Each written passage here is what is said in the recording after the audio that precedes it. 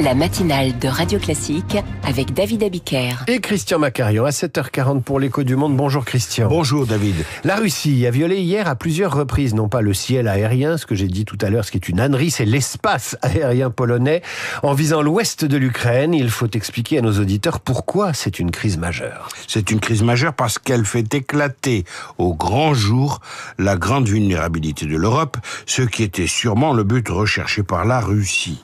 Concrètement, la Pologne a abattu plusieurs objets volants sur les 19 qui ont été identifiés hier entre minuit et 6 heures du matin. La Pologne a aussi demandé à l'OTAN d'activer l'article 4 du traité atlantique qui prévoit des consultations entre alliés.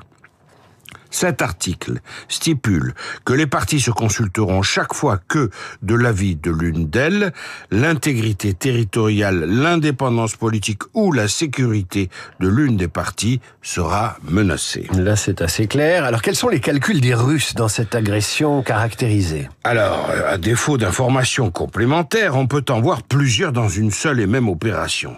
D'abord, tester la réaction de l'OTAN qui, en l'occurrence, a fonctionné normalement. Sont entrés en action des F-35 néerlandais, des AWACS italiens, des ravitailleurs multirôles de l'OTAN et des patriotes allemands, ce qui est quand même assez efficace. La Pologne a été soutenu. Et deuxième objectif des Russes, peut-être tester les Polonais eux-mêmes. La Pologne a très bien réagi. 4 aéroports, dont celui de Varsovie, ont été temporairement fermés et la défense aérienne a été portée à son plus haut niveau. Mais la Russie s'intéresse aussi à la réactivité de l'Europe. Et de ce point de vue-là, on peut vraiment se poser des questions. La première personnalité à réagir de manière empressée n'est autre qu'Ursula von der Leyen. Or, à maints égards, Madame von der Leyen a dépassé son rôle en s'exprimant comme si l'Union européenne était une alliance militaire. En réalité, la réponse est à rechercher du côté de l'OTAN et des États-Unis. Alors, quelle attitude ont adopté les États-Unis ? C'est la curiosité de beaucoup de ceux qui vous écoutent. Curiosité très légitime, effectivement. Il est difficile, très difficile de se départir de cette détestable impression qu'avec Donald Trump, la Russie se comporte comme si elle disposait, au fond, d'un vrai chèque en blanc. Mais une incertitude plane au-dessus du Kremlin tout de même. Depuis son arrivée à la Maison-Blanche, le président américain tergiverse au sujet de l'aide à l'Ukraine. Donald Trump hésite entre délaisser Volodymyr Zelensky ou sanctionner Vladimir Poutine. En rôdant dans le ciel polonais, peut-être que le président russe veut en avoir le cœur net et faire sortir Trump du bois. Trump va-t-il finir par prendre une décision ?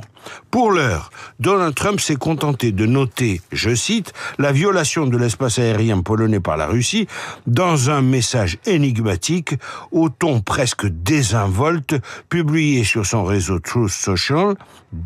Ouvrez les guillemets, qu'est-ce qui se passe avec la Russie qui viole l'espace aérien polonais avec des drones ? C'est parti, point d'exclamation, here we go. Eh bien, libre à vous d'interpréter cela comme vous le pourrez. Ce matin, personnellement, je n'y arrive pas. Il faut savoir que le 3 septembre, le président polonais Karol Nawrocki, qui appartient au courant de pensée de Donald Trump, un courant très conservateur, était à Washington où il a reçu des garanties verbales. Nous en sommes là, en espérant que les États-Unis expriment un point de vue enfin clair et net. L'Écho du Monde par Christian Macarion. À demain Christian. Et maintenant, un peu de romantisme dans ce monde de brut. Les fans de la romancière Jane Austen célèbrent cette année le 250e anniversaire de sa naissance. En 1775, c'est le point de départ du journal imprévisible et à l'eau de rose